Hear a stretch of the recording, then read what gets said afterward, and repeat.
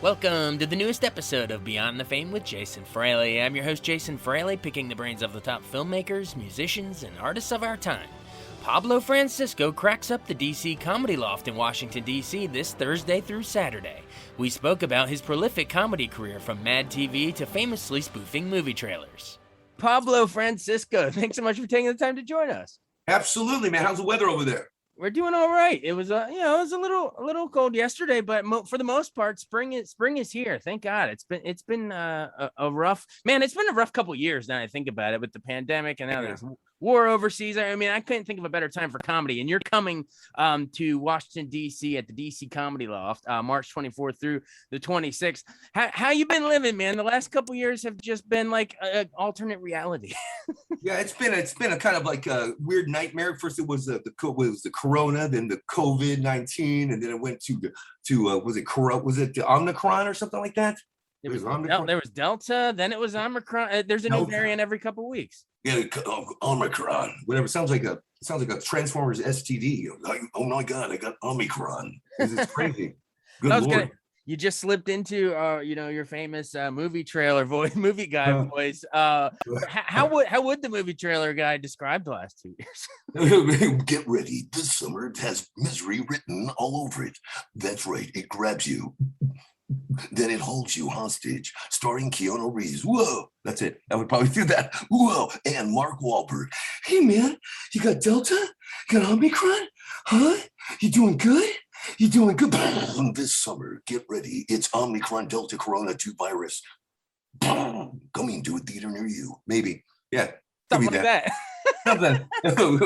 I love it, man. Well, I would love to hear how you came up with that whole thing, but in terms of, but for our listener purposes, I'd love to move a little bit more chronologically through your life. Then we'll get to that point. So, tell me where you grew up. You were in, was it born in Tucson, Arizona?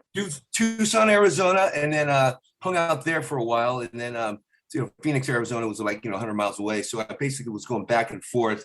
They had a comedy club up there, the Improv, and then they had the Laughs Comedy Club up in Tucson, which was a great club because every single week, I was like 18 years old, the owner there, Gary Bynum, was bringing in the best headliners. I mean, back then it was Tim Allen and Bobcat Goldthwait. Every week was, come on in and just, check out a show. And I would go there, and every week would be everybody I would see on TV. It was just like, I saw, Tim Allen when he went there in the beginning, and then every week was just a great round of guys coming in. I was like, couldn't believe how lucky I was to be in that club and have him, I go there for free. And he's, come on in, just check out a club, check out a comic. And then sometimes I'd go out and party with him, and it was beautiful. So I grew up there, and then found out that then Pauly Shore came into town, and I didn't have MTV at the time, so I didn't know who he was, but I opened up for him at the University of Arizona. It was rocking. And I said, is there a school for this? There's no school for comedies. You're basically your own kind of guy. You got connections. And it was just basically, seeing these clubs, but where do you go? Is there a university or a class to take? No. So I just basically worked it from there, and then jumped back and forth to Los Angeles, and that's how it all happened. It was a beautiful thing.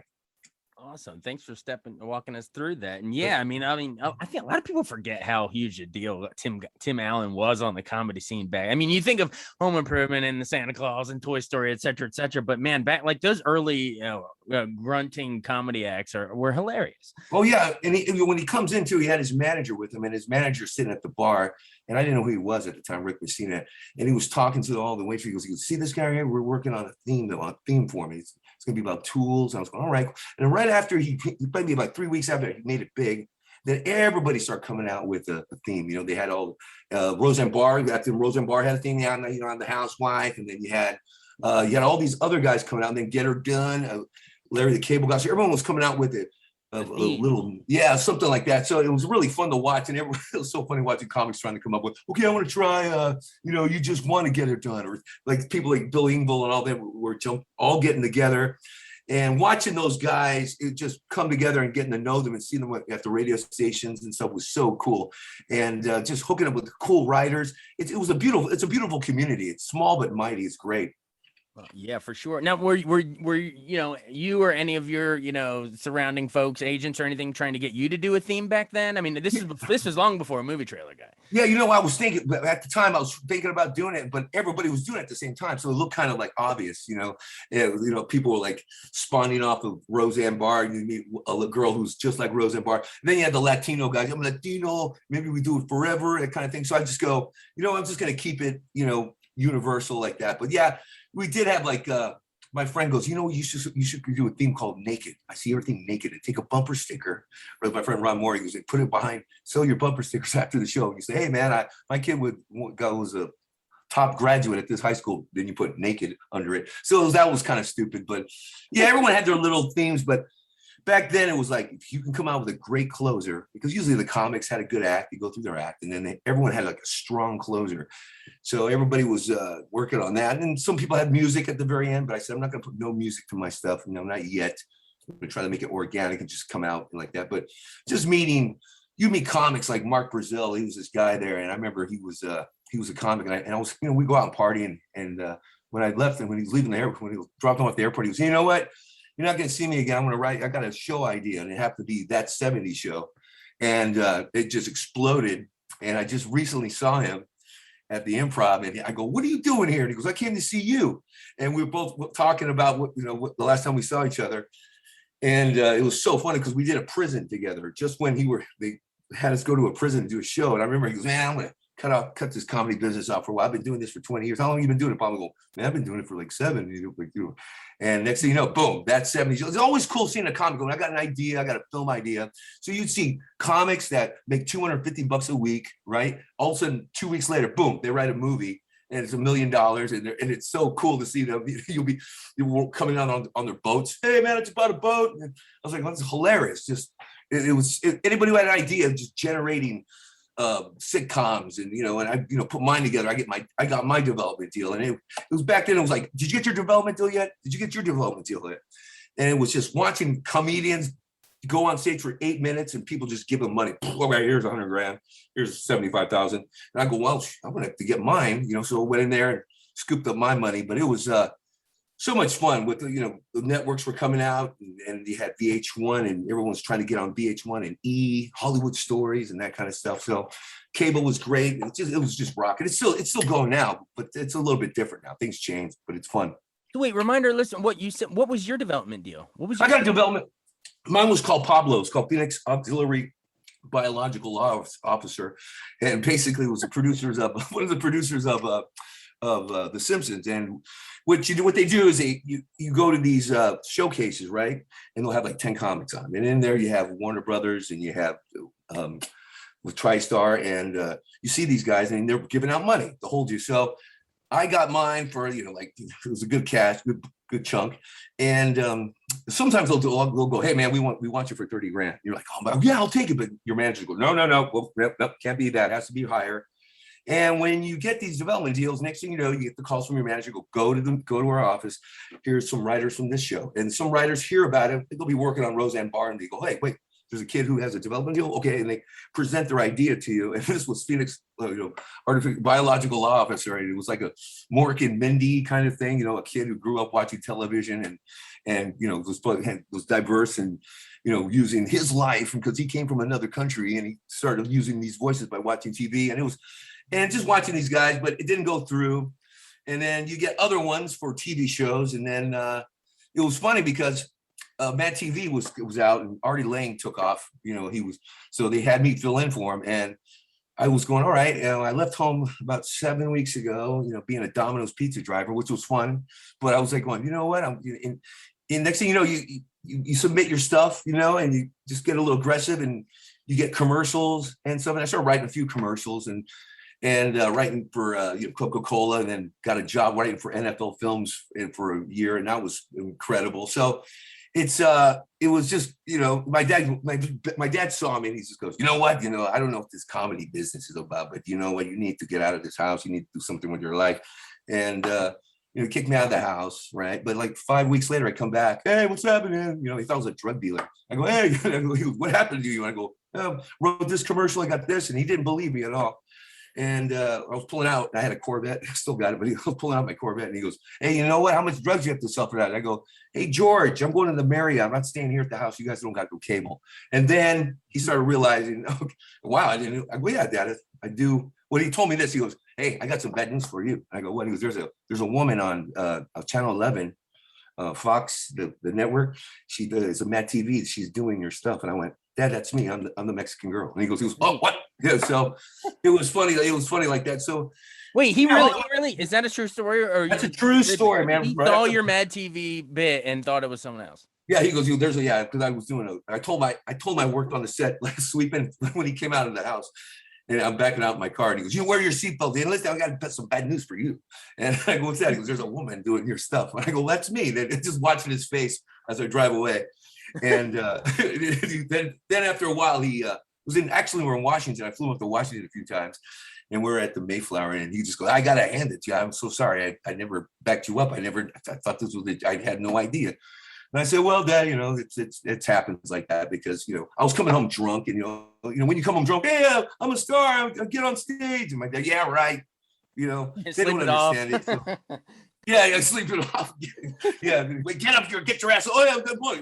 My dad would say, here's Pablo. One time I came home really smashed one time, you know, I thought they went to Chile. You know, so I go, oh, they're out of town. So I start partying. And I came home and it was my birthday. Happy birthday. It was that birthday party turned into like an intervention. What's wrong with you? Oh, this is my son, the big star. He gets on stages. Ooh, I heard it was so funny. Well, at the time it wasn't, but you know, I can understand, you know, he was kind of nervous. I don't know what you're doing with your life. You're driving pizzas and coming home with, you know, dark circles under your eyes and telling us that I go, okay, I totally get it. So it kind of changed things, but you know, I met some good people, and if you see some people doing what you want to do, you just got to ask them, or you know, make sure you know, to say what's up. And you know, I had a great manager. He just goes, what do you want to do? And I just go, I'm gonna work the clubs for a few years, and then we'll hit a little bit of TV here and a little bit of that. But it's been fantastic. You know, just got to budget your money. That is great. That is good stuff, man. Wait, so you mentioned your dad. So like once he did actually come around and realize, oh wow, my son is actually, he's made a career of this. Once he did realize that, does he have like a favorite bit you do? Is there like a certain joke either about him or anything that breaks him up so much? Yeah, he would you know, it was so funny because I go, well, you got to come to the show. I told my dad. One thing when I started comedy, I said, I'm not going to tell my friends. They're going to have to hear about it. You know, a lot of people like to bring their friends. So he goes, I go, I'm doing a show. And he goes, oh, yeah. And I go, yeah. So he comes to my show and he goes, you know, when you start talking and you bring my name up, I get really nervous. I mean, I don't know what to say. And I go, it was a friend of mine, one of the comics there. And he instead of doing comedy, he became a porno star. So he's sitting with my dad the whole time, right? And I'm doing my show, and my dad goes, who's this guy sitting next to all day? He was really nice, but he said he does pornographic movies. And I go, yeah, is this what this business is about? You do comedy and pornographic? I go, no, Dad. I go, but I could just see that, you know, my dad goes, hey, son, so you're doing movies now. Well, the dog next door can do the same thing. So my dad, he goes, here's a joke. I like probably because belt buckle, Latinos can't wear the big belt buckle, right? He goes, you know what? He goes, maybe those Mexican cowboys can really dance good if the heat from the sun burns their belt buckle and they start doing that. And that I thought was funny. So that's his favorite joke. His favorite joke basically is, you know what? I don't think he has a favorite joke. He just goes, all the time you just bring my name up. So I kind of, oh yeah, my name is George. That's the bit he likes. Like, because he always, my name is George. My name is George, not Jorge. It's George. We're in America. There'll be no Spanish in this house. That kind of thing. And I always make fun of him doing that. I am George. Not Jorge. No, George. So now he's back. Now he changed it back to Jorge now. So after all these years, so he alternates from George to Jorge, depending. Yeah, the American way, the Latino way. I go, Dad, Dad, you're not the Home Depot Latino. You're like the Lowe's kind of, like, you know, the one hangs out at Lowe's. Gotta look white. He's like, what? But there you go.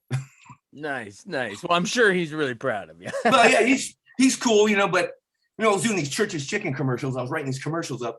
And he goes, you know what? Every morning I go to work, I see your, I guess it was, the commercials were timed out just perfectly. So when he went to the commissary at his work at the university, my commercial would come on. He goes, I see you. I can't believe that you're in a chicken suit. I go, yeah, well, yeah. And he goes, well, I thought it was a joke, but okay, so you're really making money doing this? I go, yeah, that's the way it goes. But I paid some of my bills off for him. So I wrecked the car a few times in high school, and I go, here's for the car. Sorry about that kind of stuff. So. Wow. Well, that's freaking great. Well, how many, you mentioned MADtv, but, the one bit that your dad thought you were ripping off of yourself, but, any other memories of that show? I mean, that was everyone talked about SNL but I mean, Kids in the Hall, MADtv, and Living Color, like that was like a golden age of sketch. Yeah, that was, that you're right about that. You're definitely right, because, you had the Cops, the TV show too. That was kind of like you get the Kids in the Hall and stuff, but Cops would always come back. Yeah, I would say, when they asked me to do that show, they said, I was watching it and I noticed that the writing was so good. I mean, it really kicked ass. And then they asked me to come in there and they told me about Artie. That Artie got a movie deal and he's going to leave for the next 7 episodes. Would you like to join? And I said, yeah, I'd like to go in there and talk about a powerhouse of great writers. I mean, that Patton Oswalt was on the team and just just watching Orlando Jones was a writer and producer. And you had Callan and Nicole and all them. And I was up on doing that. It was great because you go to Warner Brothers Studios, and every week is somebody different. So it's like usually Mark Hamill would be there, or Ike Turner. And I saw Ike Turner dancing on his Mercedes Benz. I go, was that Ike Turner? Yeah. And every week would always be someone cool to hang out with. And it was, when I did that, I got offered to do another show. It was called Blue Collar TV. I couldn't do that because I was still stuck in this little contract. But other than that, I would just go in there and go, I'll be that kind of guy who just, I will look for a show. And it was really great. I mean, it seems like yesterday, it was like 20 years ago, but, just watching Callan, he wanted to be a comic and he was, can you give me some pointers? I gave him a few pointers and within 2 weeks he was on Letterman. I go, gosh, these guys, some of these actors are just incredible how they can just morph into it. So it was fun. And then right now we have other development things working on. So I said, all right, it's streaming and stuff. It's really crazy. What's it called? Hulu, all these weird, TBS Hulu and Quacks. And I was just going, man, it's all crazy. All these crazy networks, Hercules and all your favorite Disney characters. You're like, all right, who am I going to be? How many cartoons are coming out? And it's beautiful. So if anybody out there says you want to be an actor, you got plenty of room to go in there because there's all kinds of networks and you'll never know. You'll be a star and people still won't recognize you. It's crazy. Awesome. Tell me about touring with Carlos Mencia and Freddie Soto. What'd you call it? The Three Amigos tour. Yeah, Carlos came up to me one day and goes, hey, would you want to go on tour? Don't be stupid. I went, wait, don't be stupid. You say yes, because I just asked that guy over there. He said no. And I asked Willie Barcena. He said no. I want you to be smart. And you know what? I go, yeah, I'll do it. He goes, and you're going to learn. You're going to learn from me. I love he was so cocky. We toured for 3, and then Freddie was there. And Freddie, we all start touring together. And the first thing Freddie does, he tells me, I go, man, Carlos, man, he does like 5-hour shows. I mean, he would not get off stage. I mean, there'd be like 5,000 people. And he would take these shows, just talk and just do his comedy. And Freddie still goes, I just want to see if he's doing other people's stuff. I go, okay, all right. So we traveled for 36 months. At 36 months, I hung out with him maybe 32 months out of that every single day. And, they talk about him being a hack, but I've never, ever seen him do that. And he was always writing and and you know what? He was cocky, but I learned a lot from him because he was testing me here and there. And, I would sell DVDs at his table and he would have his brothers like snag about 15 of them. And then he would go, oh yeah, how much DVDs you have left? I go, I don't know. And I trust you guys. You guys can sell it. And his brother goes, he goes, how much DVD? I was walking right behind him. And his brother goes, yeah, I sold the DVD. He goes, listen, if he doesn't ask you how much money, then you know what? Take a few $100, keep it in your pocket. I go, okay. I just heard that. He goes, hey, listen, if you notice, you're smart. If you're not, you're stupid. You got to learn. And I went, all right. And when I would watch him, he was, I mean, I'll tell you the truth, man. I've seen incredible shows this guy's done. And, especially when the buildings went down back then. And he was, to this day, phenomenal comic. I mean, really, really good. I see Joe Rogan talks about it.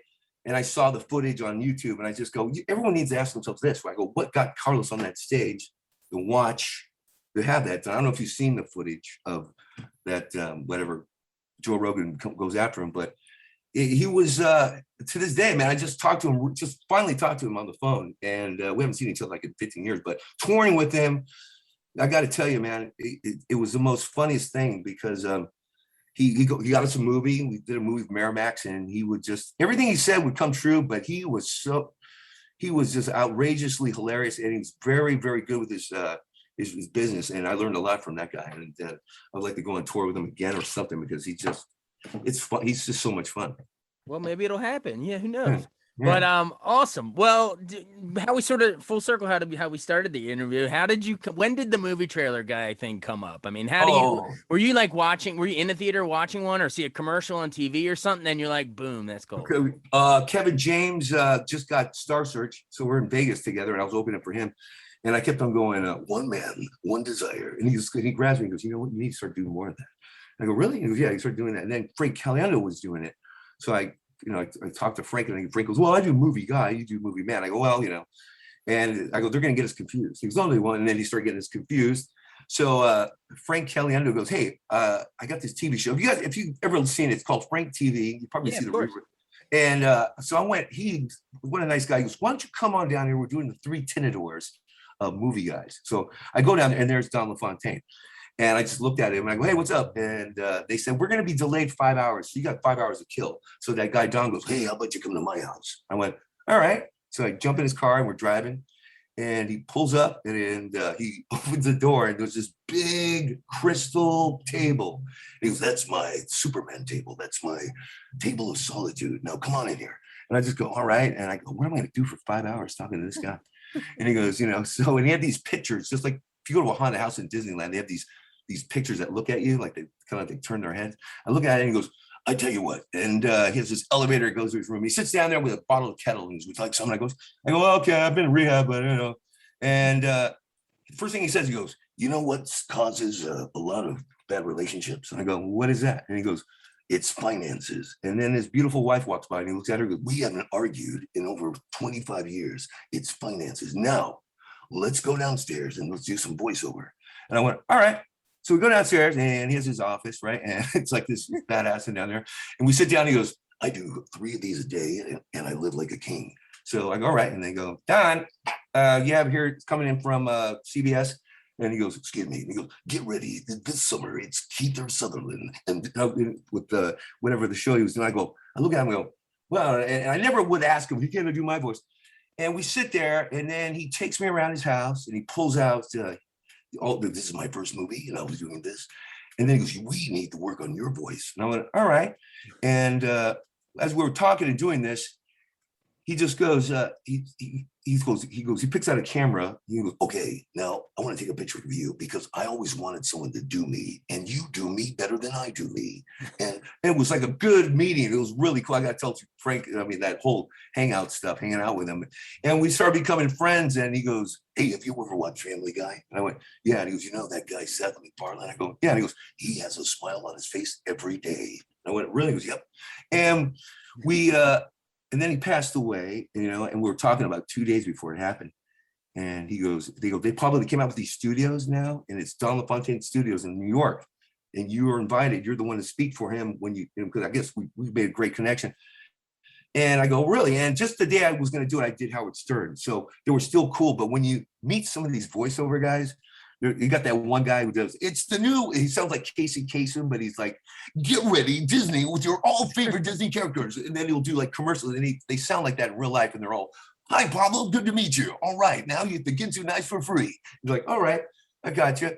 And meeting all these guys is incredible. And he gave me a whisper studio. I got to my house and some guys building a studio in my house. And he had to give me this HDMI, it's giving me his old recording stuff, right?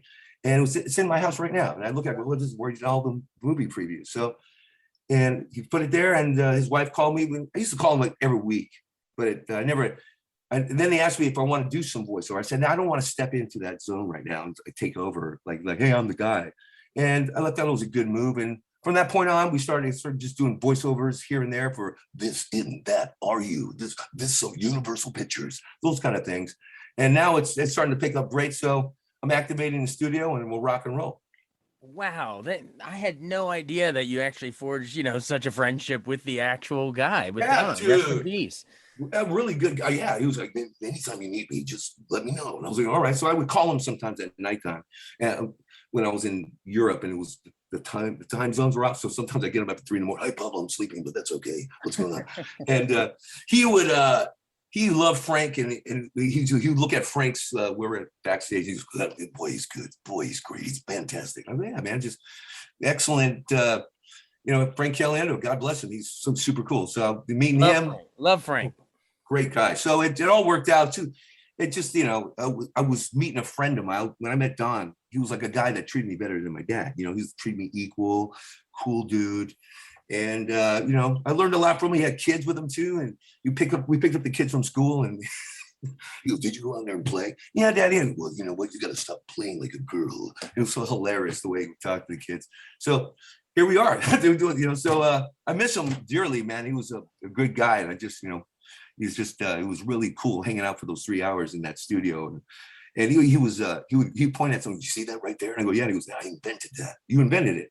He goes, "Yeah." And it was a shelf that goes in between your spaces, in between your kitchen cabinet or something. You pull out and go, "I invented that. I did this and I did that." I was like, "Wow, I didn't know that." All that voiceover for that. Wow. So like another father figure kind of a thing. You're like, Yeah, hey, yeah. you're like, hey, Don. He's like, call me George. Call me Jorge. I love it. I love it. Well, that's really cool. But all right, so that's like how the idea sparked. But like when did you like start? There must have been a moment where you're like trying it out on live audiences and you realize like, oh my God, like they're eating this up. I'm gonna take this on the Tonight Show. I'm gonna ride this thing. Yeah, it was. The thing was, first it started. We had to keep on. Kevin James would go, "No, you're not doing it." I say, "Come on, you got to do more."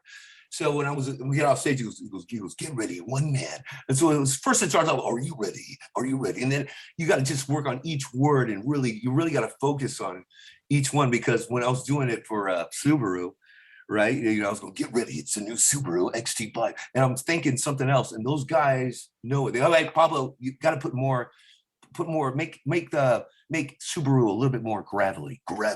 Okay, not happy, happy. That's happy, gravelly."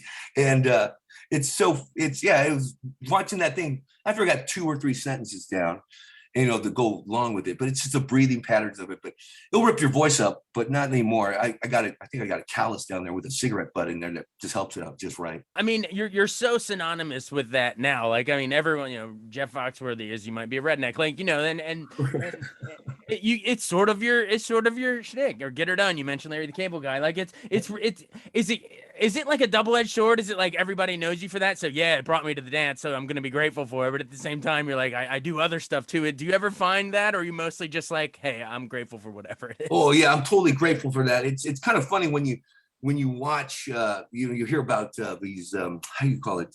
When someone says something popular, like there's like porno music. When you mention porno music, he goes bow chicka bow bow, right? Well, that's Jordan Brady. That guy that started off on Star Search, and people saw it. It just got all over the world, And yeah, I mean, I was in Romania, and I landed there, and I get there, and the guys go, "Yeah, we want you to do a show.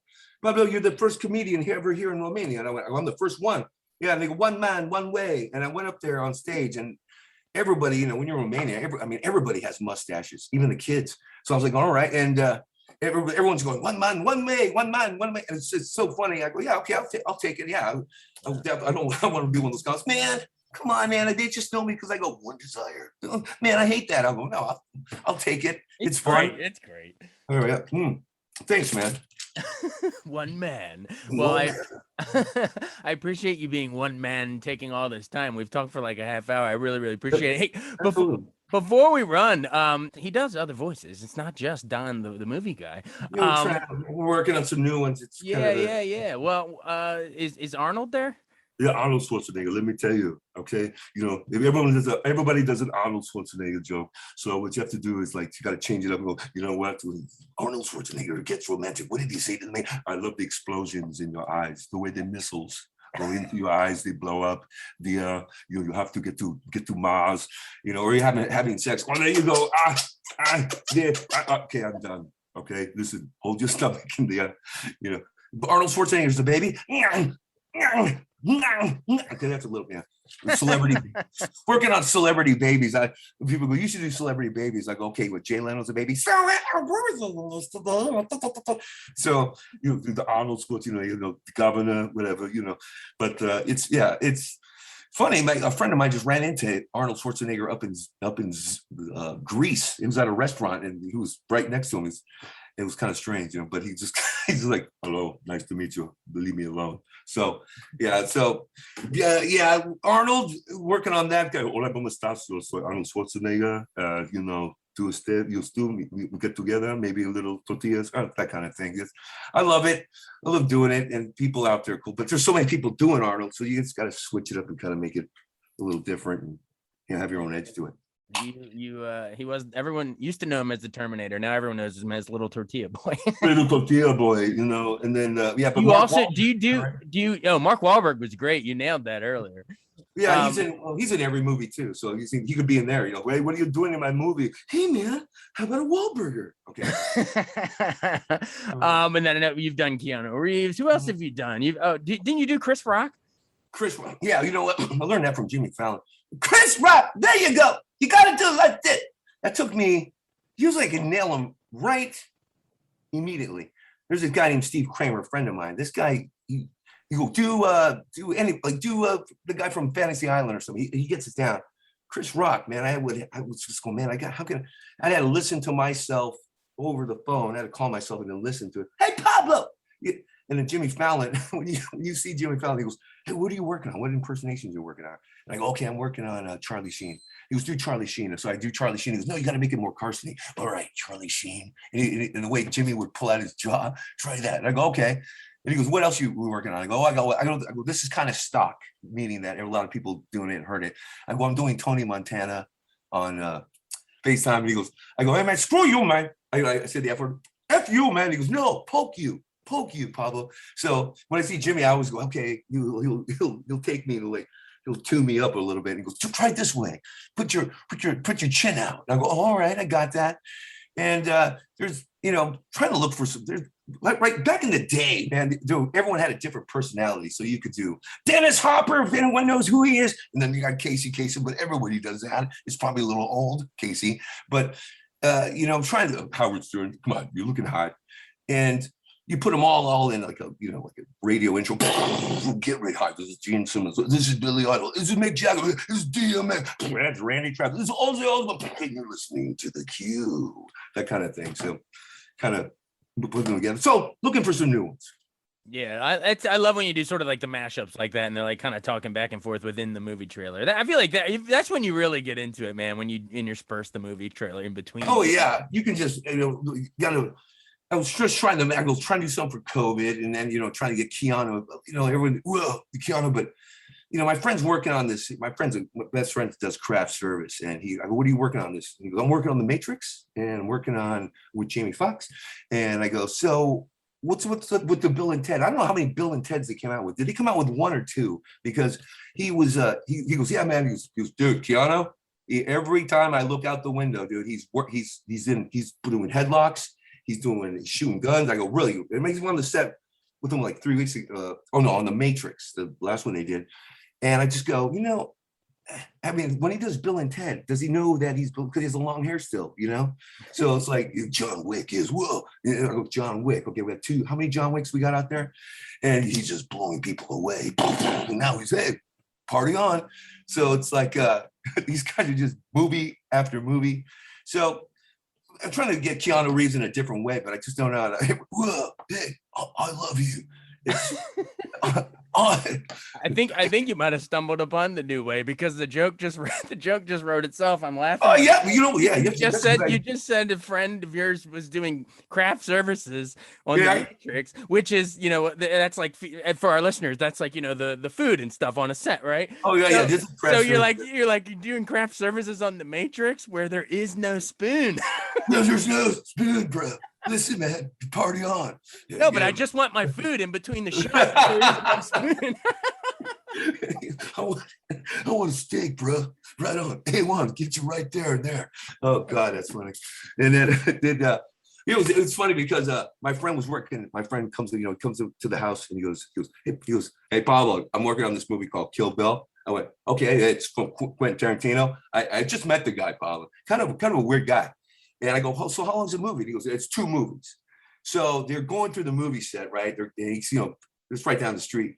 And then he goes, hey man, you got to come in. You got to see the set, dude. There's chopped off heads. You got to come. So I go, all right, well, I'll go. So I get there. And it's Quentin Tarantino's walking. He goes, don't talk to him right now. He's thinking about the scene. I go, what's the scene with, right? So there's a camera sitting on a tripod, and it's a 1-camera shoot.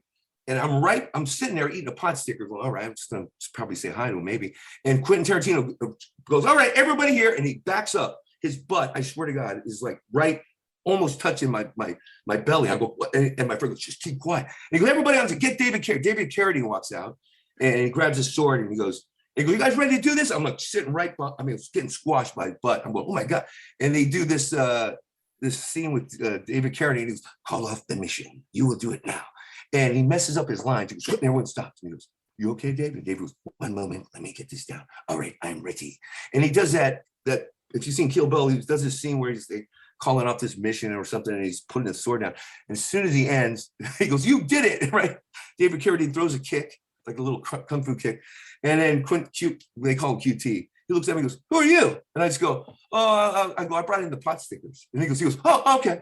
And that was my little thing. I was just going, man, I was in the movie. I was in kind of the movie. I was like behind him. Like, it looked like I was, doing hut 1, hut 2 with the guy.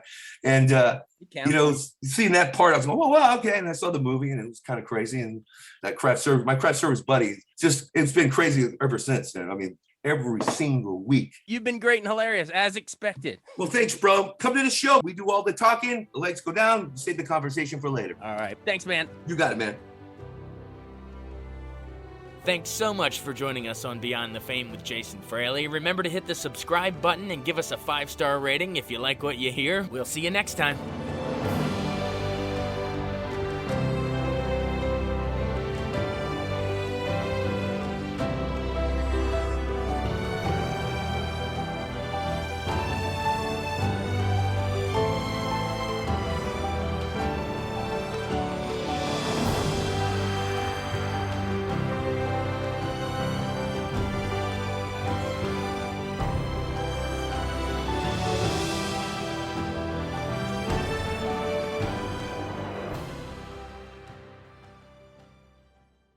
I wanted to take a second to tell you about an app I really enjoy. Living in the DC area is great, and Podcast DC gathers all of the local shows that I like all in one local app. Health, sports, local news, politics, and so much more. Podcast DC is the new local app with hundreds of DC area podcasts to choose from. I can earn exciting rewards just for listening and share the podcasts I love instantly. Available in the App Store or in Google Play, listen local with Podcast DC.